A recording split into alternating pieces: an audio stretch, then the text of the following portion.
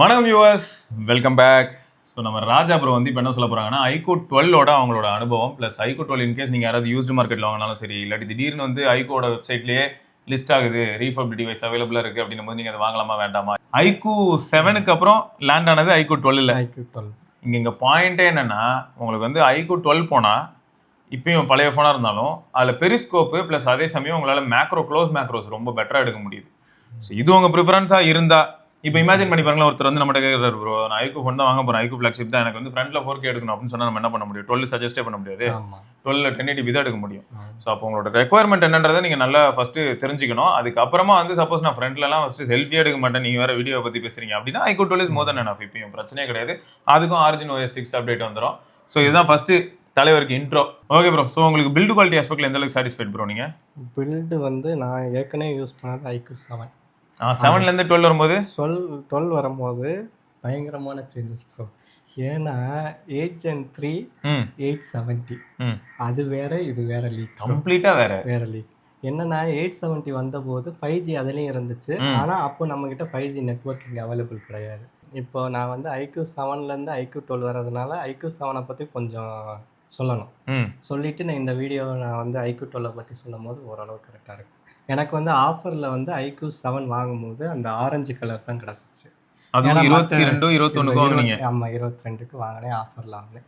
அப்போ 870 22க்கு கிடைக்கிறது பெரிய விஷயம். ஏன்னா 888 8 ஜென்லாம் வந்து அபோவ் 30-40 அந்த ரேஞ்சில் இருக்கும்போது 870 கிட்டத்தட்ட ஃப்ளாக்ஷிப்னு வாங்கினேன். அதில் காம்ப்ரமைஸ் நான் எது ஆனேன்னா, ஸ்டோரேஜ் அப்கிரேட் பண்ண முடியல. ரெண்டாவது கலர் கூட சொல்லலாம். டிவைசஸ் வந்து ஆரம்பித்ததுலேருந்தே ஸ்னாப்ட்ராகன் தான் ப்ரிஃபர் பண்ணுவேன். ஏன்னா நெட்ஒர்க் கொஞ்சம் ஸ்டேபிளாக மோடம். ஸோ வந்து அது பக்கமே போயிட்டு இருந்தபோது ஐக்கூ 7 சேமு. 5G வந்தோடனே 5Gலேயும் ஃபஸ்ட்டு ஆரம்பத்தில் வந்து அந்த அளவுக்கு கிடைக்கல, அதுக்கப்புறமா வந்து நல்ல ஃபுல் ஃப்ளெஜ்டாக கிடச்சிச்சு. அதுவும் மெயினான சிட்டியில். அவுட்ரு போகும்போது என்ன ஆகுதுன்னா சிக்னல் ட்ராப்பு, 5G வந்து விட்டு 4G மாறி வரும். அந்த மோடம் வந்து அந்த நேரத்தில் வந்து ஆப்டிமைஸ் ஆகாததுனால ஒரே ஒரு பேண்ட் வித் இருக்கிறதுனால நிறையா பிரச்சனை வந்துக்கிட்டு இருந்துச்சு. அதுக்கப்புறமா வந்து ஃபோன் மாறணும் அப்படி ஒரு சூழ்நிலை இருந்துச்சு. நானும் எவ்வளவோ தள்ளி போட்டுக்கிட்டே இருந்தேன், கொஞ்சம் கொஞ்சமாக டிகிரேட் ஆகிட்டே இருந்துச்சு. திருப்பியும் ஐக்கூ 7க்குலேருந்து ஐக்கூ 12 வந்தேன்.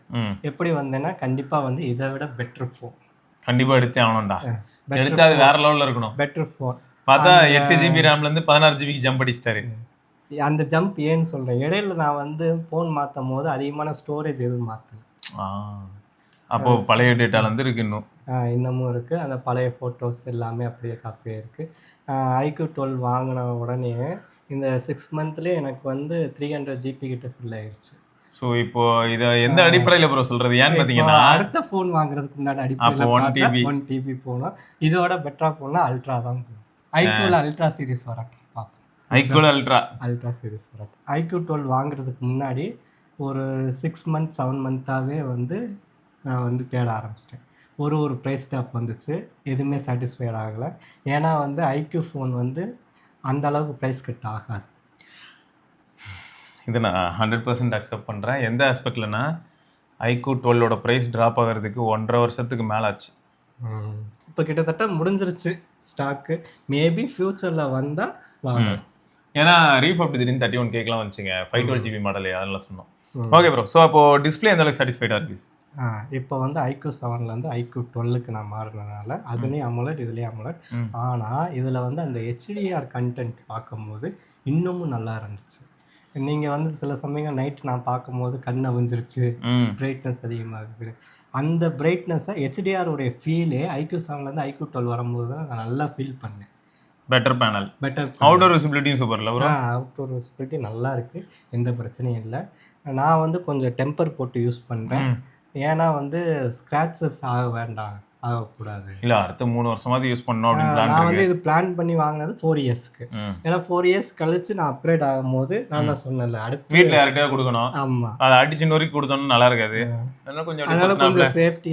இப்போயும் ஐக்கூ 7 யூஸ் பண்ணிக்கிட்டு தான் இருக்காங்க, அதில் எந்த விதமான டவுட்டும் இல்லை. இதில் நெட்ஒர்க் எப்படி ப்ரோ இருக்கு? நெட்ஒர்க் ஐக்கூ 7லேருந்து இதுக்கு வரும்போது 5G வந்து இப்போ தான் ரியலாக நான் வந்து அதை எக்ஸ்பீரியன்ஸ் பண்ணுறேன். ஏன்னா 5G 4G மாறி மாறி கிடைக்க அன்லிமிட்டட் யூஸ் பண்ண முடியாது. அதுக்கு முன்னாடி ஒன்று சொல்லணும், நான் யூஸ் பண்ணுற நெட்வொர்க் வந்து ஏர்டெல் ஜியோ 6 மாதத்துக்கு முன்னாடி யூஸ் பண்ணிகிட்டு இருந்தேன். 6 மாதத்துக்கு அப்புறமா 2 சிம்முமே ஜியோ. ரெண்டுமே ஜியோ. ஸோ ஏர்டெலோட ஜியோ பெட்டராக இருக்குது. இல்லை, எனக்கு வந்து அங்கே நெட்வொர்க் எனக்கு ஜியோ தான் கிடைக்குது. ஓ, உங்கள் ஏரியாவில் வேற வழி இல்லை. வேற அந்த லோக்கலைஸ்டு ஏரியாவில் ஜியோ நல்லா கிடைக்கிறனால ரெண்டுமே ஜியோ. முன்னாடி ஏர்டெல் ஜியோ யூஸ் பண்ணிட்டு இருந்தேன். ஏர்டெல்லுடைய கவரேஜ் வந்து அங்கே கொஞ்சம் பத்தலை, அதனால வந்து ஜியோக்கு மாறி சில அன்லிமிட்டட் 5G இந்த மாதிரியான அட்வான்டேஜஸ் வந்து ஜியோவில் கொஞ்சம் பெட்டராக இருக்குது அப்படின்றனால. இப்போ வந்து 4G 5G வந்து ஃப்ளக்சுவேட் ஆகிட்டே இருக்கும். அதில் 5G கிடைக்கிறதுக்கு ரொம்ப கஷ்டமாக இருக்கும். ஆனால் இந்த ஃபோன் மாறுறதுக்கு அப்புறமா 5G வந்து நெட்வொர்க் கிடைக்கும் போது கொஞ்சம் ஹீட்டும் ஆகும். ஓகே. அந்த ஹீட் இல்லை. ரெண்டாவது அதோடைய 5G உடைய ஸ்டேபிள் அப்படியே சூப்பராக இருக்குது. அதில் வெறும் 5G கிடைக்கும், இது 5G ப்ளஸ்ஸாக கிடைக்கும். கேரியர் அப்ளிகேஷன், கால் ரெக்கார்டிங் வர இருக்குல்ல? கால் ரெக்கார்டிங், ஹாப்டிக் ஃபீட்பேக் ஸ்பீக்கர்லாம் எப்படி ப்ரோ இருக்கு? சூப்பராக இருக்கு ப்ரோ. நான் வந்து எல்லாத்துக்கும் வந்து ஓரளவுக்கு மினிமல் ஹாப்டிக்ஸ் வச்சுருக்கேன். ஏன்னா இப்போ வந்து நான் அந்த கெஸ்டஸ் யூஸ் பண்ணுறதுனால ஹாப்டிக்ஸ் இருந்தால் நல்லா இருக்கும்னு சொல்லிட்டு ஹாப்டிக்ஸ் வந்து மினிமலாக வச்சு யூஸ் பண்ணிக்கிட்டு இருக்கேன். சூப்பர், நல்லா இருக்கு. அதெல்லாமும் அல்ட்டி தான். சூப்பராக. கேமரா எப்படி ப்ரோ இருக்குது வரைக்கும்? கேமரா வந்து இந்த ஃபோன் மாறினதுக்கு அப்புறம் தான் மேக்ரோ ட்ரை பண்ணலாம் அப்படின்னு வந்து எனக்கு வந்து இது வந்துச்சு. சரி, பெரிஸ்கோப் இருக்குது.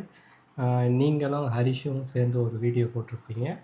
அது வந்து எனக்கு ஐக்யூ வாங்குறதுக்கு ஒரு நல்ல ஒரு இன்ஃபர்மேஷன், ஒரு நல்லதாக இருக்குதா, நம்பி வாங்கலாம் கிடைச்சிச்சு. அப்டேட் பண்ண வேண்டாம்னாங்க. ஆனால் நான் வாங்கின அன்னைக்கு அப்டேட் பண்ணிட்டேன் 15க்கு. இல்லை இப்போ நல்லா தான் ப்ரோ இருக்கு. அதுவும் எப்படி அப்டேட் பண்ணேன், அப்டேட்டில் நம்ம பேசுவோம். இப்போ கேமரா பற்றி அப்டேட்டை பற்றி பேசுவோம். ஸோ ஃப்ரண்ட் கேமரா எப்படி இருக்குது? ஃப்ரண்ட் கேமரா நான் வந்து செல்ஃபீஸ் வந்து கொஞ்சமாக ஓரளவுக்கு தான் எடுப்பேன். முக்கியமாக வந்து நான் வந்து வீடியோ எடுக்க மாட்டேன்னா வருஷத்துக்கு ஒரு 3-4 வீடியோ தான் எடுப்பேன். ஓகே. ரியரில் ஃபோட்டோஸ் அப்படின்னு வரும்போது ஃபோட்டோஸ் வந்து ஃபுல்லாக எடுப்பேன். ஒரு நாளைக்கு வந்து உங்களை பார்த்து வந்து மேக்ரோ எடுக்க கற்றுக்கிட்டேன். ஏற்கனவே நிறைய வீடியோலாம் பார்த்துருக்கேன். மேக்ரோ வந்து எனக்கு உங்களை பார்த்து எடுக்கிறதுக்கு இன்ஸ்பிரேஷன் ஆகுது. நான் வந்து எடுக்க ஆரம்பிக்கும் போது ஒரு நாளைக்கு வந்து குறைஞ்சது ஒரு 100-150 ஃபோட்டோலாம் எடுத்திருக்கேன். என்னமாடா நீ? அந்த மாதிரி தான் ஆகிடும். அந்த மாதிரி வந்து எடுக்க ஆரம்பிச்சிட்ருக்கேன். ஃபோட்டோஸ் வந்து கொஞ்சம் நிறையா கிளிக் பண்ணுறேன். லேண்ட்ஸ்கேப்பு அதெல்லாம் தவிர மேக்ரோஸ் அதிகமாக எடுக்கிறேன். சூப்பர். எப்படியா இருந்தாலும் இப்போ நாங்கள் பேசிகிட்டு இருக்க நேரத்தில் அந்த சாம்பிள்ஸ்லாம் உங்களுக்கு வந்துட்டு இருக்கோம். நீங்கள் பார்க்க தான் போகிறீங்க. அது எல்லாமே iQOO 12 எடுத்தது தான். அப்புறம் ஃபன்டச் OS எப்படி ப்ரோ இருக்குது? ஃபன்டச் OS நல்ல ஸ்மூத்தாக தான் ப்ரோ இருக்குது. ஓஎஸ்ஸை வந்து நான் வந்து கன்சிடரே பண்ணல. அதாவது எனக்கு எப்படின்னா இது வந்து எனக்கு ஒரு தடங்களாகவே இல்லைங்க. நான் வந்து இந்த ஃபோன் இயங்குது, அது இயங்குறதுக்கு ஒரு UI இருக்குது, அது வந்து ஆண்ட்ராய்டு, அது மேலே ஏதோ ஒன்று ஓடுது.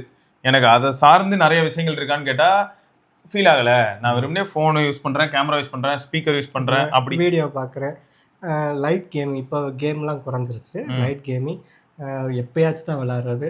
மோஸ்ட்லி வந்து அந்த கொஞ்சம் ஏதாச்சும் வந்து ஒரு ஸ்ட்ரெஸ்ஸாவோ லைட்டாக இருந்தாவோ ஏதாச்சும் ஒரு சின்ன கேம் விளாட்றது. இன்னமும் சப்வே சர்ஃபர்ஸ் வந்து ஏற்றி வச்சு அது ட்ரை பண்ணிக்கிட்டு இருக்கேன். அதே மாதிரி இது விளாட்றேன், பீச் பக்கி. இந்த மாதிரி சில கேம்ஸ் வந்து ரொம்ப வருஷமாக விளையாடிக்கிட்டு இருக்கேன் அந்த ஃபோன்லேருந்து. இது 8 Gen 3 எப்படி இருக்குது உங்களுக்கு டே டு டே டாஸ்க்குலாம்? அது வந்து எப்படி இருக்குன்னா, எனக்கு வந்து 870 என்னோடய பெர்ஃபார்மன்ஸ் போதும். இது ஓவர் பெர்ஃபார்மன்ஸ் தான் இருக்குது. இது எந்த அடிப்படையில் சொல்லலாம்? ஏன்னா நான் 4 வருஷம் யூஸ் பண்ண போறாங்களா? இல்லை, ஆனால் இன்னொன்னும் இருக்கு ப்ரோ. நான் வந்து ஃபோன் தான் பேச போகிறேன், இல்லாட்டி சோஷியல் ஆப் தான் யூஸ் பண்ண போகிறேன், கேமரா யூஸ் பண்ண போகிறேன் அப்படின்னும் போது இதே டாஸ்க்கை தான் திரும்ப யூஸ் பண்ண போகிறேன் அப்படின்னா எனக்கு என்ன ஆயிடுதுன்னா, நான் இப்போ சொல்கிற இந்த டாஸ்க்கை பர்ஃபார்ம் பண்ணுறதுக்கு ஒரு வேளை 888 பெட்ரு போதும் அப்படின்னா அப்போ அதுவே போதும் தான். நீங்கள் சொன்ன பாயிண்ட் கரெக்டு. பட் இதே அடுத்த ஒரு 4 வருஷத்தில் ஓஎஸ்ல நிறைய லேயர்ஸ் கொஞ்சம் அதிகமாகி அதில் ஒரு சில கிராஃபிக் யூஐலாம் அதிகமாகி அப்போ அதோட லோட தாங்குற மாதிரி இருக்கணும் அப்படின்னும் போது அப்போ இதை யோசனை பண்ணி தான் நான் வந்து iQOO 12 செலக்ட் பண்ணேன். அடுத்த 3-4 வருஷம் நீ தான்டா வாடா அப்படின்னு சொல்லி. எப்படினாலும் நம்ம வந்து ஒரு அமௌண்ட் கொடுக்குறோம், அதோடைய வேல்யூ வந்து நம்ம ஃபுல்ஃப்ளெஜ்டாக வந்து அதை யூட்டிலைஸ் பண்ணணும். அது எல்லாருக்கும் கன்சியூமருக்கும் உண்டான ஒரு இதுதான். அது வந்து யாருமே தப்புன்னே சொல்ல முடியாது. கண்டிப்பாக. ஏன்னா நான் காசு கொடுக்குறேன், நான் யூஸ் பண்ணுறேன், என்னோட பொருள். ஸோ நான் அப்படி தான் யூஸ் பண்ணுவேன். எனக்கு அதுதான் பிடிக்கும். ஒயர்டு ப்ளஸ் ஒயர்லெஸ் ஆடியோ எப்படி ப்ரோ இருக்கு?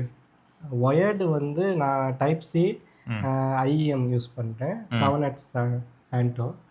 அது வந்து டேக் வந்து அந்த ஹெட்ஃபோன் ஜோனுடைய டேகு. ஓகே அது நேம் சரியாக தெரியலை. Okay okay. அது ஆடியோ கால் இது மாதிரி ஏதாவது ஒரு டேக் இருக்கும். 2000 ருபீஸ்க்கு ஒரு டேக் ஓகே ஓகே ஓகே. அந்த இந்த டேக் அது இது எல்லாமே சேர்த்து நான் யூஸ் பண்ணியிருக்கேன். ம் டேக் யூஸ் பண்ணி வரும்போது ஆடியோ வேற லெவல். ம்.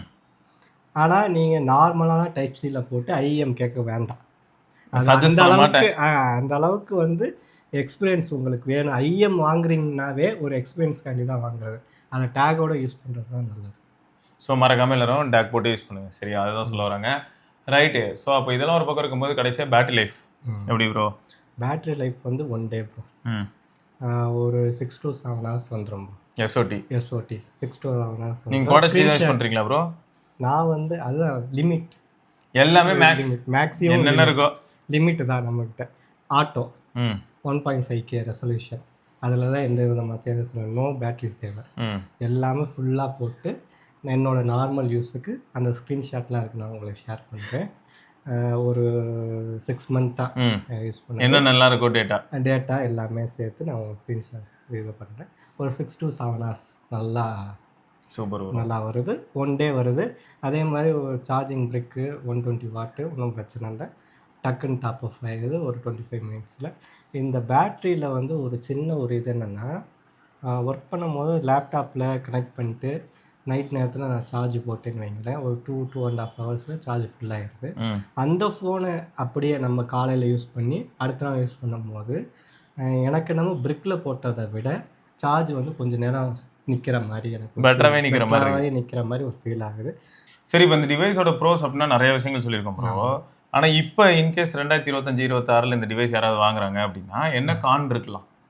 என்ன கான் இருக்காங்கன்னா, நம்மளுக்கு வந்து இன்ஃபீரியர் இது பண்ணலாம், ஃபீல் பண்ணலாம். என்னன்னா எல்லாருமே வந்து 8 Elite Gen 5 வாங்க, 8 Elite வாங்க.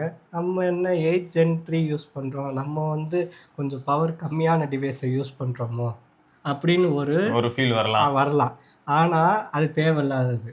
ஏன்னா டே டு டே டாஸ்கில் நம்மளுக்கு ஒரே மாதிரி தான் பர்ஃபார்மன்ஸ் தான் பண்ணுது அந்த டிவைஸும் இந்த டிவைஸும். ரொம்ப இன்டென்சிவாக நான் யூஸ் பண்ண போகிறேன், கேமிங் செஷன் போகிறேன், அந்த மாதிரி யூஸருக்கு வேணால் அது யூஸ்ஃபுல்லாக இருக்கலாமே தவிர மற்றபடி மோஸ்ட் ஆஃப் த யூஸருக்கு இதுவே போதும். மோர் தென் எனஃப். Super super. ஸோ அப்போ பாருங்க, நீங்கள் யாராவது இப்போ சப்போஸ் iQOO 12 யூஸ் பண்ணுறீங்கன்னா உங்களோட ஃபீட்பேக் என்ன அப்படிங்கிறதையும் மறக்காம கீழே கமெண்ட்டில் சொல்லுங்கள். நாங்களும் அதை பார்த்து தெரிஞ்சுப்போம். ரைட்டா? இதில் வந்து என்னென்னா கேமரா இன்னொரு ஒன்று, ஃப்ரண்ட் கேமரா வந்து கொஞ்சம் குவாலிட்டி கம்மி தான். அதே மாதிரி வந்து பேட்டரி சைஸும் கம்மி. ஆமாம், இன்றைக்கி வந்து 7000 mAhலாம் இருக்குல்ல. 7000 8000 mAhலாம் போயிட்டுருக்காங்க. சில பேர் வந்து 10,000 தான் வந்துக்கிட்டு இருக்காங்க. அப்படி இருக்கும் போது பேட்ரி அதெல்லாம் நான் பார்க்குறேன்னா கொஞ்சம் ஒரு மாதிரி தான் இருக்கும். ஆனால் எது உங்களுக்கு தேவை, அதை யூசர் எக்ஸ்பீரியன்ஸ் தான் தேவை. ஆனால் அதே சமயம் என்னோட பட்ஜெட்டே 30,000 தான். யூஸ்டு மார்க்கெட்டில் போனால் 25,000 30,000 கிடைக்குது, நான் அதனால் அதுதான் வாங்கணும்னு இருக்கேன் அப்படின்னு இருந்தீங்கன்னா ஓகே. கண்டிப்பாக. ரைட்டுங்க. ஸோ இதை வந்து நம்ம இன்னொரு பதிவில் சந்திப்போம். அது வரைக்கும் சிவபரணி, ராஜா கண்ணன், தேங்க்யூ, பாய்.